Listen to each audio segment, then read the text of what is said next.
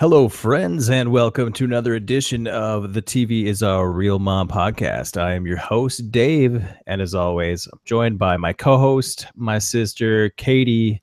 Katie, what's up? I'm okay. I'm reeling from the death of a dragon. It's upsetting to me. You said I'm really into death. I'm like, that's pretty cool. No, Not many people are into I'm that sort of reeling thing. from the death. Off Okay. to a good start, obviously. Yeah. Yeah. So here we are to recap Game of Thrones season 7, episode 6, Beyond the Wall. And Katie, what are your initial impressions? You're reeling from the death of who died again? Viserion. Viserion?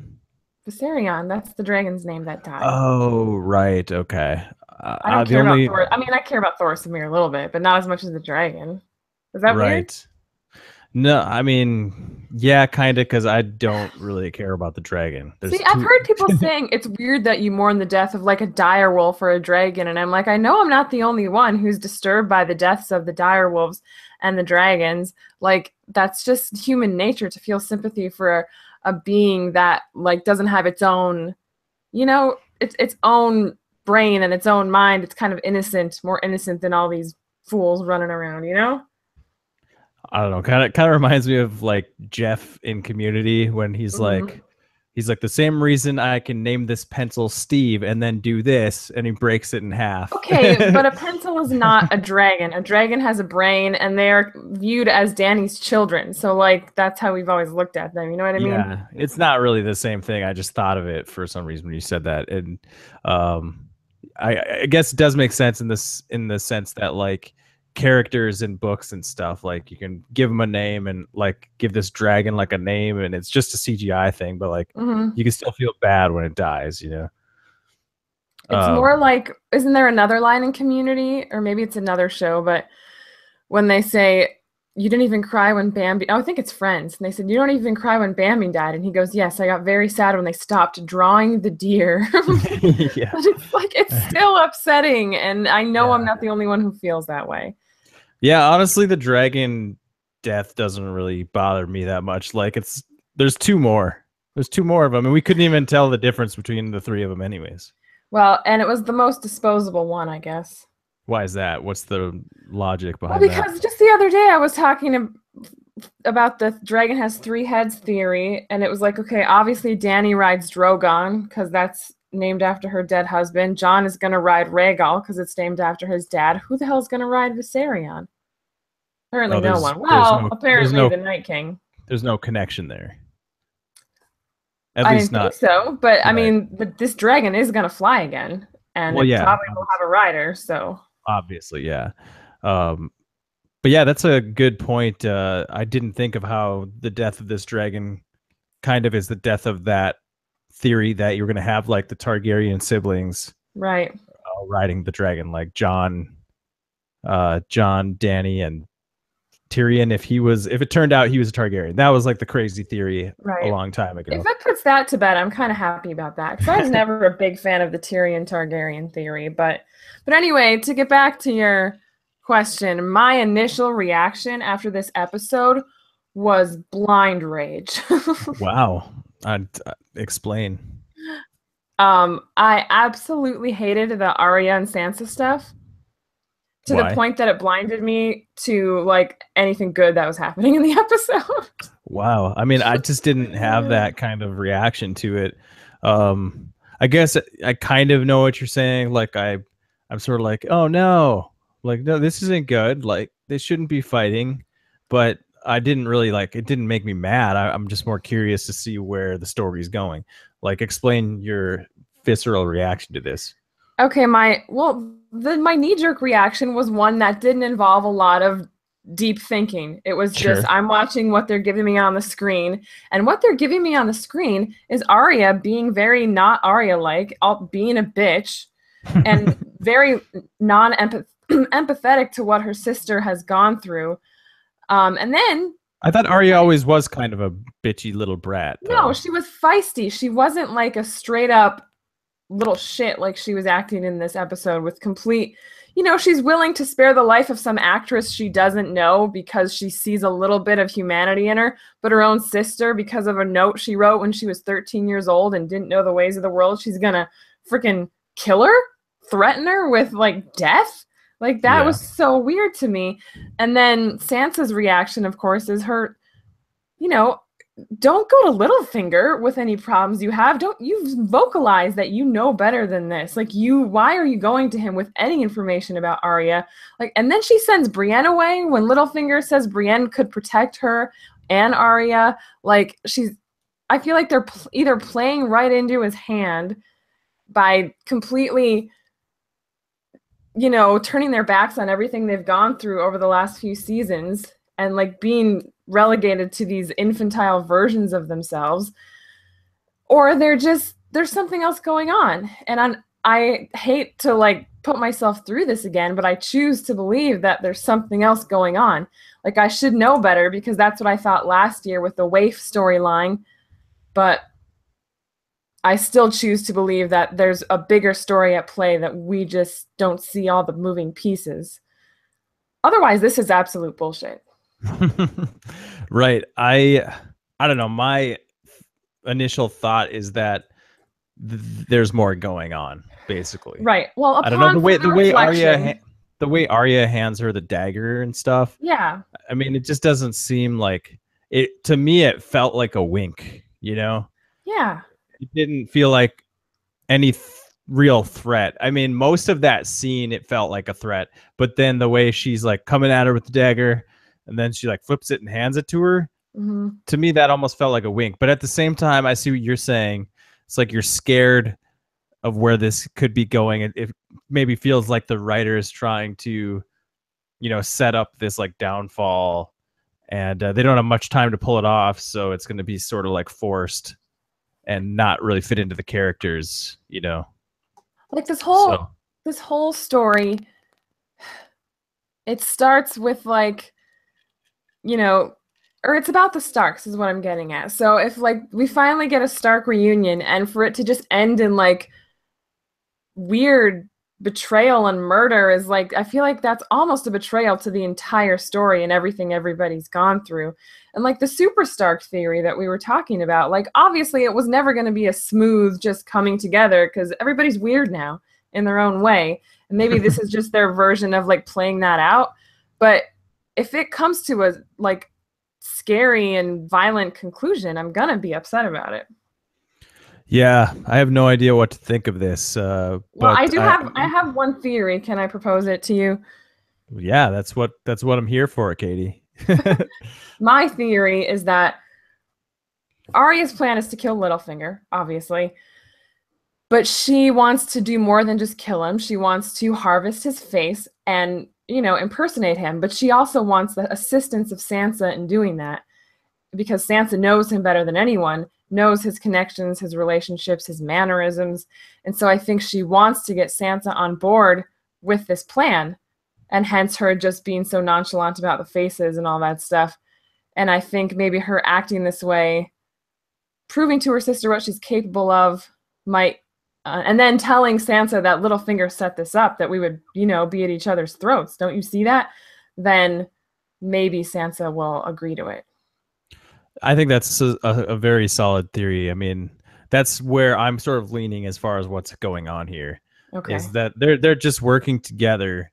Mm-hmm. And like you said, Arya is kind of needing to show Sansa that she has changed. Like she's not like the bratty little girl anymore. And she can really show that. I mean, you saw it in the fight with Brienne, but Mm-hmm. I mean, like, I think she's really convincing with Sansa here. So, yeah. Yeah, I just, during the episode though, because I thought this week, whatever was starting last week, that kind of pissed me off a little bit, but I was like, oh, it'll be fine. It's okay. But then this week they just leaned so hard into it. And I was like, no, I'm not okay with this anymore. And then upon thinking about it, I thought, okay, as long as there's something else going on, I'll be okay with this. If there's like some amazingly satisfying conclusion where they team up and like just end Littlefinger, like it'll have all been worth it. But as it stands now, I'm like nervous and not thrilled. I don't know. Yeah, I can see what you're saying. But yeah, I'm leaning towards that's where it's headed. It's gonna have a good resolution here. Kind of like I said last week, how they were going to have an argument this week. Arya was gonna be pissed, but ultimately they're not gonna like turn on each other, like not completely. You know, I just can't see that happening. It just doesn't make sense. I don't think the author of the books or the showrunners like see things going that way. Yeah, I can't see the showrunners going to George Martin and be like, "Hey, is it cool if we have Arya kill Sansa?" He'd be like, no, please don't do that. That would ruin everything." Right. If Arya wanted no one's gonna sign off on that. If Arya wanted to kill Sansa, she would have done it right there. Yeah, she could have done it like 6 times by now, but that's not her plan. That's not what's going to happen. Yeah. So I wouldn't worry too much about it. All right. Okay. So there's like so much to talk about in this episode. We got that out of the way. That was like, I know that's weird that was my takeaway from the episode, but I was just so the negative stuff. By it, yeah. Yeah. So for me, like so much of this episode is spent like out in the snow, and there's like all these like, you know, different character interactions, and like so much happens throughout the episode in this like white wasteland. Yeah, I'm just like having a tough time like keeping it all straight, you know, like remembering everything that happened, because I just watched the episode one time. I didn't read a bunch of recaps or anything. So let's just like say things as they come into your mind then, like things that happened. Yeah. Okay. Well, I thought it was really cool just to see all these, because it was weird fast how quickly they all came together at the end of the last episode, and you were like, geez, I hope they get to actually show these characters spending some time together. So at least we got that. And what was your favorite little interaction between all those guys? I don't know, for some reason the first one that came to mind was like Thoros of Myr and Ser Jorah Mormont. Oh yeah. But like the funniest was the Hound and what's his face? Tormund. Yeah. Yeah, I mean, there's like a lot of funny stuff in this episode. Like, I don't see how you could not enjoy. Like, no, that was probably one of the best parts. Well, it went on for a long time, but one of the best parts of the episode was those guys talking to each other, and Jorah basically telling everybody how awesome they are. Yeah. And Tormund saying how, you know, trying to trick Gendry into thinking that they have sex with animals and all this kind of stuff. And Gendry being like he's obviously the outcast of this group, like he doesn't know anybody, but right. I like how he's like, what's a dick? What's a dick? He's like, cock. Or whatever. That was funny. I mean, that was super funny. But yeah, I liked the Thoros of Myr interaction with Jorah, because I sort of just like the humanizing of him, how sort of like all we'd ever, and I can't remember how he's presented in the books early on, but like in the show, all we'd ever heard of him, and I think maybe Jorah talks about him earlier in the show, was like how he was such a legend. He had a flaming sword, and he was like, he said he was the bravest man he ever saw. And then it turns out that he's just drunk. Like he's so drunk. Of course he's brave. He doesn't remember any of it. It's like this sort of humanizing of this like godlike character. I just found that very fascinating. That's true. You know, it sucks that we didn't get a little bit more of Thoros. Yeah, he became. He was the only one that died. Yeah, he became a lot more interesting in this episode, and now he's gone. But one of the things, no one can bring anyone back to life anymore. Right. Yeah, I was just gonna say, one of the things that was pointed out to me that I didn't connect was like, oh yeah, that was the guy that was bringing Beric Dondarrion back to life. So like, so he can't really count on that anymore. No, but he still charges ahead like he's not afraid to die. Like, I suppose once you died 6 times, you're like, okay, this is gotta stop. Yeah, he knows what it's like to die. He's not afraid. I lost my train of thought. I was gonna say something about him, but I forgot. I like that Tormund is talking about how Brienne is waiting for him when she's obviously that's not what's on her mind, and she's also like not there. But I love how he's like, we're gonna make the best children to be giants. Like, like that's his qualification for what makes like good children, is just how large they are, you know. It's a very primal reason to want to mate with somebody. Like our Right, but it's children will so be amazing gods. yeah, it's so fitting for the character though. It It's is. like Yeah, no, it this really is. wildling, this warrior, of Mhm. course, is going to be attracted to a giant warrior woman because they're going to make Giant warrior kick-ass giant babies. warrior babies. I mean, it all makes sense. It does. It's poetic. It's beautiful. It's very, I like Tormund was probably the MVP of the episode, I would say. I thought for Yeah. sure he was dead. I We was haven't really, been doing that, Katie. We haven't been doing MVPs at all. oh wow, we forgot that was even a thing. We used to do that all the time, like That's what we do in MVPs. Survivor, yeah. And I we mean, did it it's bound to happen in Survivor. That just makes sense. But we used to still slip that kind of thing into our yeah. fantasy talk as It's well. weird how So this is the first time we remembered that that was a thing we did. yeah. Anyway, shows how much Well, we pay attention. let's bring it back and give Okay, I Tormund. give Tormund the MVP, but I was also going to say Jorah was a pretty good MVP because he had a lot of good conversations with people to the point that I was like, well, Jorah's going to die because he said that thing to Jon about how he can keep the sword and pass it on to his children, and Jon's like, shit, I can have children, but maybe not.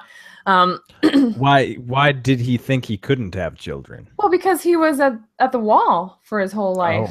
Oh yeah, And he's not really they- like sworn into the black anymore. No, he's not anymore. And he's like, oh, maybe that's something that could actually happen. But he's also falling in love with Dany. And then at the end of the episode, Dany's like, by the way, I can't have kids. So he's like, oh, shit. Well, you are my aunt, so I think He doesn't know that. Okay, let's just get that out there. They don't know this information that we all know. So Cersei and Jaime are much worse because they knew they were brother and sister. Literally knew from the moment they were born. Right. Okay. Fair enough. Okay. Yeah. So Jorah. Yeah, and he also had a dead. good conversation with. Well, I guess it was the same conversation with Jon. How he was saying how Ned tried to execute him, but he wasn't like he didn't harbor any resentment. He says he deserved it and that sort of thing. So Jorah's come a long way. I fear for his life, but. What else is new? Yeah, isn't it kind of amazing how much Jorah is willing to go through for Dany? I mean, he's gotten like banished and like his skin peeled off. And now he's going in beyond the wall and fighting polar bears. Right, like zombie polar bears. Bear. Yeah. So like poor Jorah, man, he's just like he's like giving a pep talk to the guy that Dany's in like feeling. You know what I mean? Like he has to know that there's feelings between them, but he's still like, "Hey, Jon, I think you're awesome." So maybe Jorah should get the MVP. I don't know. Yeah, why can't Dany have kids again? Well, when she was pregnant with Khal Drogo's child, and Khal Drogo got injured and his injury began to fester, and so she told this witch lady to perform blood magic to save him, but instead what she did put Khal Drogo in a catatonic state and like turned her baby into this demon thing, and then kind of like said that she could no longer have children. Right. And so do you buy that? Dany apparently buys it. So, and she hasn't had any children or had any and scares, but maybe there's something about ice and fire coming together. But at the same, I know they're related. Whatever, it's fine. I don't know what to think about it. It's a very confusing thing for me, this Jon and Dany thing. But maybe I have a theory that George R.R. Martin is like trying to normalize incest or something because he's like all about it in his books. So maybe it is his intention for those two to end up together, whether they're related or not. I don't know. And maybe maybe that union will bring forth children is what I'm trying to say. Yeah. Are we supposed to be shipping this? Are we supposed to be shipping Jon and Dany? I think the instinct is when you see them together, it's like, yeah, and then you think about it and you're like, oh. So yeah, exactly. Like thing. Are we supposed to be shipping this? Like I think you're supposed to be shipping it because the showrunners act like it's not weird. Because they actually haven't come out on the show and said Rhaegar Targaryen is Jon's father. But like everybody knows it. We all talk about it like it's fact. Like we're not idiots. We've been watching the show all this time. We know who Lyanna had that child with. We know who kidnapped her or married her now that Gilly said that information. Like we know what's going on here? So do you want us to ship it or not? I don't know. Yeah, you said it before. It's all very confusing. It is really confusing. And like, are they gonna find out? And if they do find out, are they gonna be like, okay, we can't go on with this? Or will they just be like, you're a dragon queen, I'm a ice king who comes back from the dead, so let's just forget it. Right. So do you think this made a little more sense now, like how they end up in this sort of like epic battle rather than just like covertly kidnapping a zombie? Because I know last week we talked about how the previews, it didn't make sense why they were going to be needing to fight an army when the whole point was just to kidnap one of them. So do you like the way that they sort of were pushed into this situation? I still think it was pretty foolish to begin But it kind of with. made more sense though, didn't it? Like how they had one kidnapped and like the bear attack, whatever. But then sort of Bear like attack first. right. So the bear attack was first and then they kidnapped one. Yeah. But what sort of got them in trouble was this like ice, this thin ice situation. Well, the zombie that they captured let out a scream, and that brought forth a whole bunch of other whites. Right, but they could have gotten away with just the one. Yes, but if not it's for the thin ice. The thin ice put them in a situation where they were stuck on a little island. So yeah, I kind of like that plot device to make things a lot more interesting. Yeah, because we had this kidnap a zombie, which was really stupid on the surface. Yeah, and I think everybody agrees that's stupid. No, I haven't heard anybody say that's not stupid. Even on the show, they admit it's stupid. Tormund said it twice. Yeah. And hearing the creators talk about it on that HBO thing after the episode, they just said it made the most sense. Like, what would you do to get someone like Cersei to try to get to fight with you? Like, and especially if they didn't believe this army existed, and they said, well, the most obvious thing that someone would do is present one of these creatures and be like, here it is, here's evidence. Somehow you have to bring the evidence to them. And I guess from that standpoint, it's just the most obvious thing, even though it is stupid. I feel like the obvious answer is kill Cersei. That would be, you could do that lickety split. Kill Cersei, become the queen, go take care of business. Then you have everybody at your disposal. You know what I mean? I feel like both are going to take the same amount of time. Right. Maybe. Yeah, maybe they should have just moved up the murder Cersei part of this whole story earlier in the story, and then move the dead army stuff back a little bit. Yeah, like I can't tell you how much anxiety that preview for next week, seeing all those people in the same place, gives me. Like, Cersei is going to red wedding these people? Like, does that not cross any of their minds? I didn't see the preview. What does it look like? It just shows all the characters in the whole show basically in the same place for this meeting. You know what I mean? Yeah, everybody's there. And Cersei just looks all like cool as shit. Like she is going to kill them all. It's a perfect opportunity to do such a thing, but obviously that's not going to happen. Like, obviously it's very terrified. Setup. It's just like a setup for the final season. That's all it is. Because they just want to leave the audience feeling like, oh my God, before we have to wait 2 years to find out. So that's all it is. Well, someone's obviously going to die. And I feel like there's probably going to be, like, Cersei's not just going to let them go back. Yeah, who knows? We don't even know the circumstances. So I just want her gone. I'm done with Cersei. Like, let's focus on the ice people and get her out of there. Sure. Am I alone in that? Like, I'm done with her and her creepy incest with her brother and weird Euron stuff. Like, I'm done with that. I don't know. I still kind of like Cersei. It's weird. Yeah. So yeah.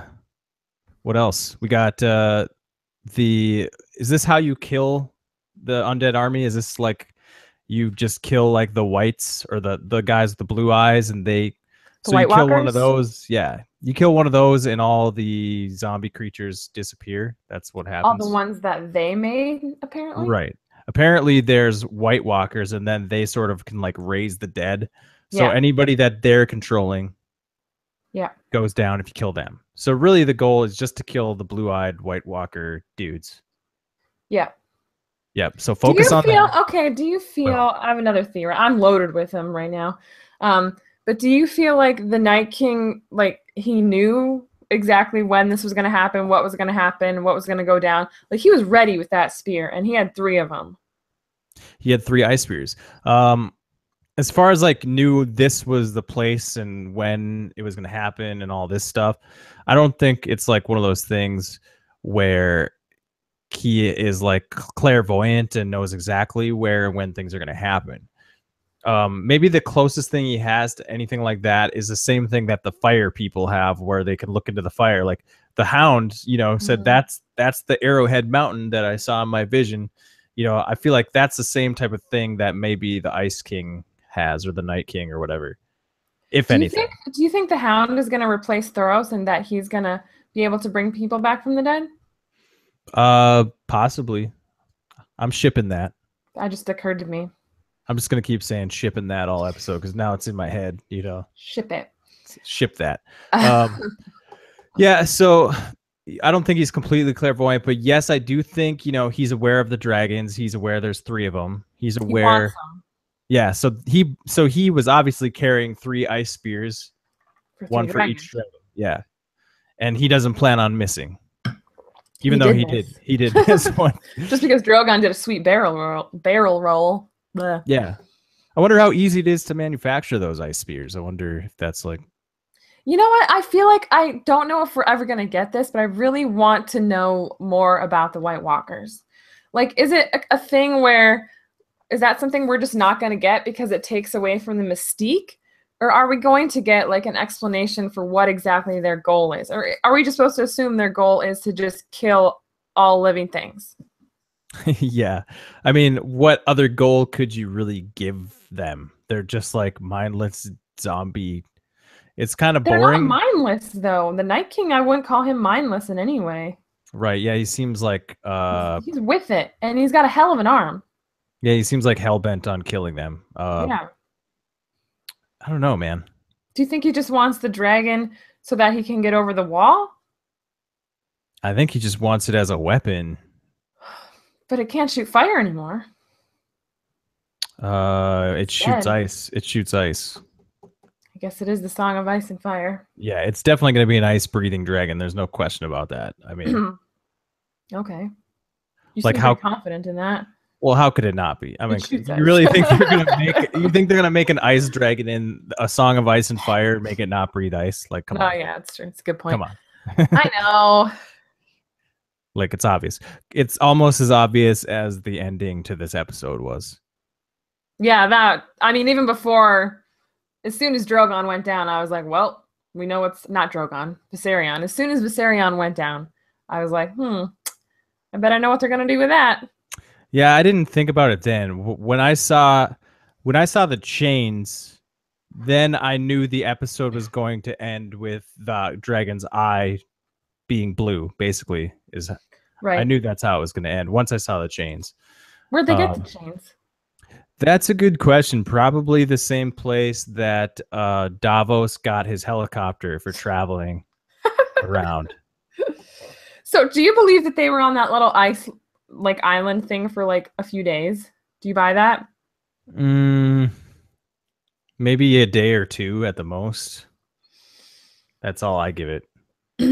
I mean, how fast But I do do believe ravens and that dragons fly? I mean, flying is fast, and I think dragons can fly super fast. But it was also dependent upon how fast can Gendry run. I mean, yeah, how far were they from the wall? I don't think they were that far from the wall because when Bran saw them, he said they were approaching Eastwatch. And that was before when they were still in Dragonstone. So like I feel like they weren't that far from the wall. So Right. everybody who's doing like Gendry can run, you know, all these memes about how Gendry ran like 3 days or whatever, 300 miles in like a day. I think it was less than that. Yeah, it's not that they weren't that far from the wall. I Like don't think so either. that's what I believe. And also Gendry did collapse. Yep. So he obviously ran nonstop for a really long It time. reminded me of the original marathon, the guy who ran from Marathon, Greece, to Athens, Greece, to deliver some important message, and then he collapsed and he died. And that's who they name marathons after, and people do that like it's not something that kills people. Right. Did Gendry die then? No, Oh. I don't think so. Did he? No, yeah, he was I alive. can't remember if we saw him alive. I don't know. Yeah, well, he said Raven to Davos. Raven. Obviously, he had to be alive for them to send the word to Dany. Right. Okay. So we got that. Covered that. Covered the Gendry stuff. Oh, doesn't someone steal his hammer? Hound takes it. Yeah, the Hound takes his hammer. That kind You know of what's weird is watching that, and I always watch it and yell stuff at the TV, and it's like, don't do that, Davos, or no, John. But when you're gonna say something to the Hound, you're like, don't do it, the Hound. Like, what do you say? Gregos? Sandor? Clandor? What's his name again? Sandor. Sandor Clegane? Sandor Clegane. Clegane. Not that's a combination of Targaryen and Clegane. Yeah. Clegane. Yeah. Clegane, See, yeah. I'm obviously not a Game of Thrones expert. I feel like maybe slightly more than the average person because I've actually read a few of the books, whereas a lot of people don't. But I'm not an expert of this stuff. I'm not a scholar. So should we talk about Tyrion and Dany's conversation? I guess so. I feel like it was not a great time to bring up what happens when Dany dies. I feel like that was a little bit misplayed. Yeah, that was in poor taste. It's like, so just out of curiosity, like who gets to be queen when you're dead, or king? What about a king? What about a dwarf king? Pretty sweet, I was right? texting. I can see it now. Dwarf king. Texting someone after the episode, and I was like, we were talking about how Jon and Dany couldn't have kids, and I said they should adopt Tyrion. He's older than both of them. That's racist. It's racist. He's little. He's like a child. That is mean. But like, I feel like that would give him what he wants, and that he would be there, the next in line. Is that what he wants? I thought that's kind of what he was getting at, wasn't it? Like I don't know. He doesn't ever say like, "Oh, I want to be king." Maybe he doesn't want to be king. Maybe, I don't think he does. Maybe his heart actually is in the right place, and he's just saying like, "Hey, someone's gonna have to succeed after you. There's a good chance you could die. I want you to be able to make that call while you're still alive. So let's just say, hey, Tyrion, you can be king." Why would she pick someone who is older than her? Like, isn't the goal of picking an heir like to pick someone young and vital and ready to take over? Like, you don't pick someone who's already older than you. I don't know. I think you pick someone who has the same goals in mind, that wants to accomplish what you want to accomplish. Or is he encouraging turning those 7 kingdoms into a democracy? Yeah, I mean, maybe that's where it's going. I think the whole point is, like you said, I don't think he's even implying in reality that he wants to rule. He just thinks it's wise because she could die. Like, she honestly could die on this journey. So he wants this taken care of. There's really no other way to handle it. So I'm so confused by Daenerys, because she's like, okay, I'm going to conquer Westeros and be the queen. And then she's like, I'm going to break the wheel and make things different and be for the people. And it's like, those two don't really go together. Yeah. We've talked about this in the past on the podcast. We don't really understand Dany at all. She's not very congruent. She's kind of a bundle of contradictions. Right. I mean, it makes for like an interesting show and an interesting character, but if you really start dissecting things, not making a lot of sense, you know? Yeah, what else happened in this episode? Can't remember. Jon and Dany at the end. Do you want to talk about that? Yeah, I mean, that was the part that confused everybody, I think, because you know it was headed here, and you know if it does go there, you're going to have to think about what does that mean because they're kind of related or a lot related. So, I don't know. It's just all very confusing, but I mean, he's obviously really into her, and vice versa, because she went there to save him, and she risked a lot to save him. But now she knows that the White Walkers are a thing, so they kind of both accomplished their goals in this episode. She saw that the threat is real. He bent the knee. Now they're willing to just put that aside and take care of business. But if they go to King's Landing like a bunch of dumbasses and let Cersei kill them, then nothing's going to happen anyway. Right. Did they get their zombie, their kidnapped zombie? Yes. They did. And Okay. Clegane put it in the boat, and he's like, let's go to King's Landing, right? Didn't Sandor or the Hound have it? I don't remember. See that's why I asked. I literally don't remember if they actually got it or not.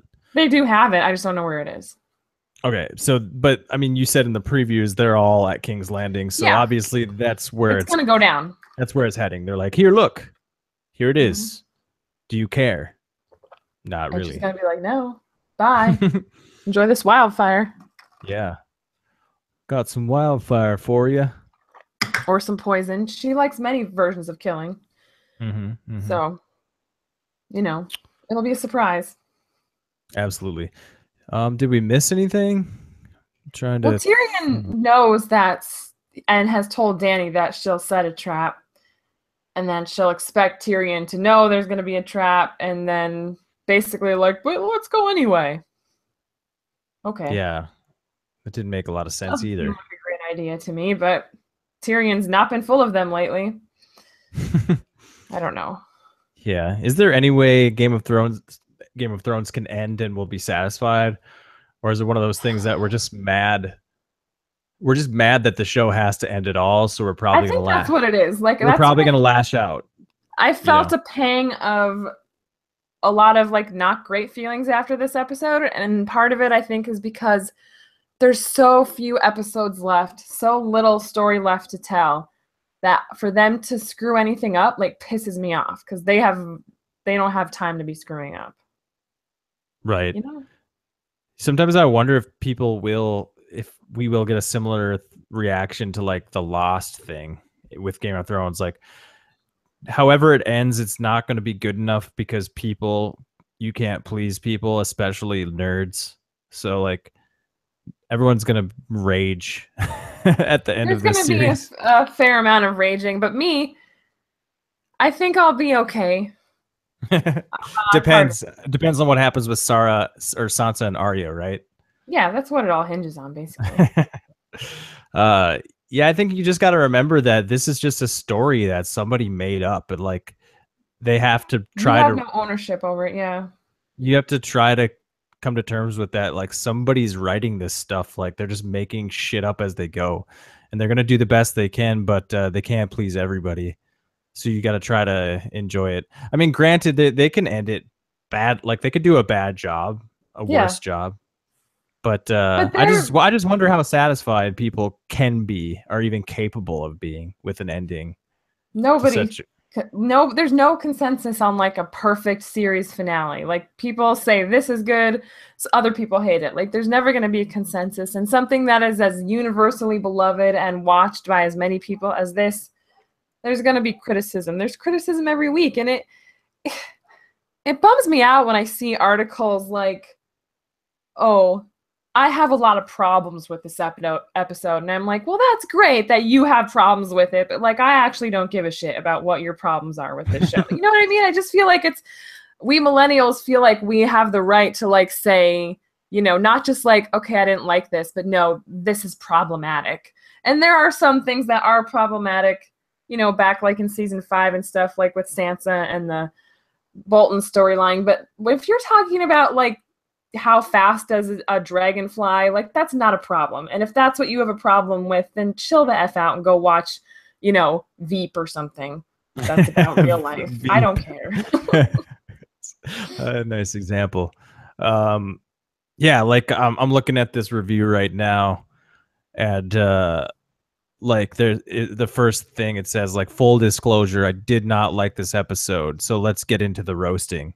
I'm like, I thought this episode was awesome. Like, how could you not like this episode unless you're like Because it's a nitpicking? nitpicker's dream, this Right. episode. You're nitpicking all the like things that the writers didn't like tie up with neat little bows or like don't meet your expectations. Mm-hmm. And not to discount anything you were saying about Sansa and Arya, because I think you make strong That, to arguments me, there. that's like, if it's going in the bad direction, I think it's a complete disservice to their entire story arcs over this entire show.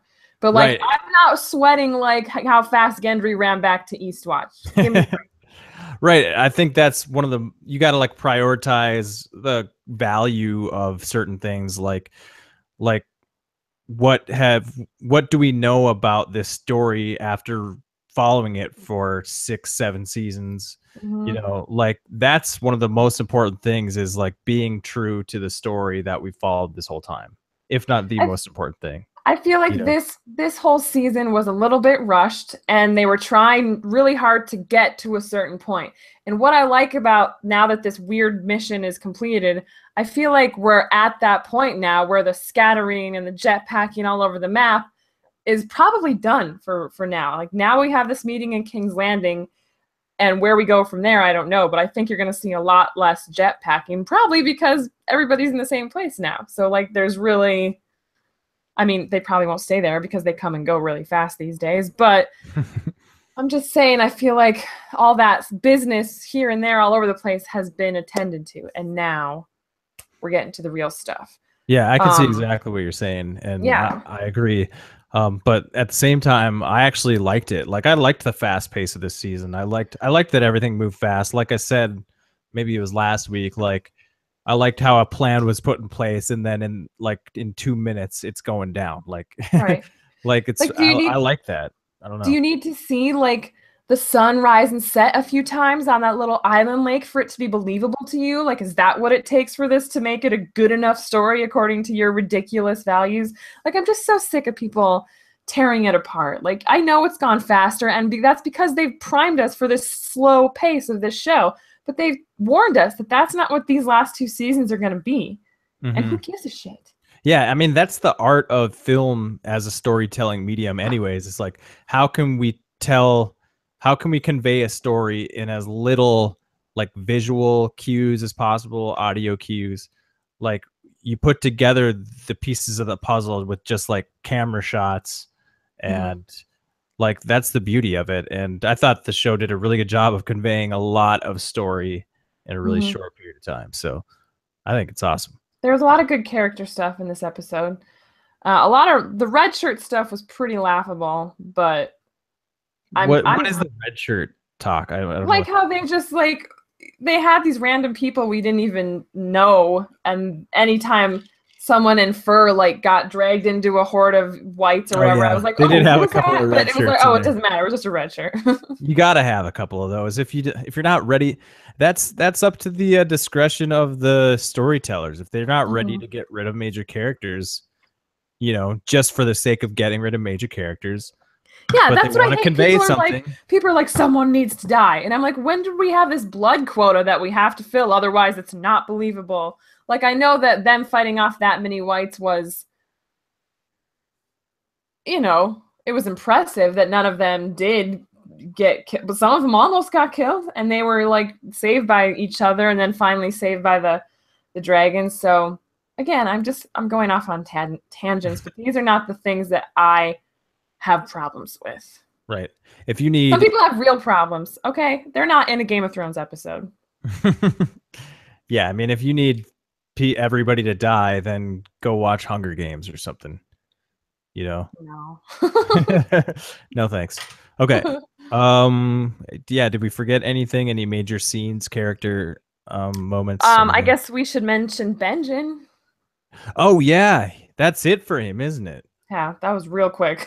That was like he is such like an aloof character in the show, man. Like, he's like, get on the horse, Kit, bye, I'm gonna die now. He was hardly there. Like, he pops up twice in 6 seasons, and then like, yeah. and then do you think that Bran told him to go there? Because last time he came to save Bran and Mira, he was like, the three-eyed raven sent me. He said that? Yeah. Oh, yeah, then in definitely. season 6. And I feel like, well, Bran obviously knows what's going on. Do you think he summoned Benjen to go save Jon? Bran is the three-eyed raven. Well, now he is, yeah. Yeah, so he definitely sent him. Yeah. Definitely. Well, he didn't say that in this episode. He said that in season 6. Right. Yeah. I'm saying like he definitely obviously Okay. Obviously Benjen communicates with a three-eyed raven. Mm-hmm. So obviously he sent him. Works for me. Right. Yeah, anything else? Maybe we should just get into like prediction type stuff, or like who's gonna die. I don't know. Do you want to do anything for the finale, before the finale? Yeah, I we can do found out some. what it's called today. What's it called? It's called The Dragon and the Wolf. The Dragon and the Wolf. So it's going to be like a Targaryen and a Stark. So like Jon and Dany. I mean, come on. That's what it seems to imply, but I feel like they're going to do Rhaegar and Lyanna, their love story, and show once and for all that Rhaegar and Lyanna are Jon's parents, and show how that came to be.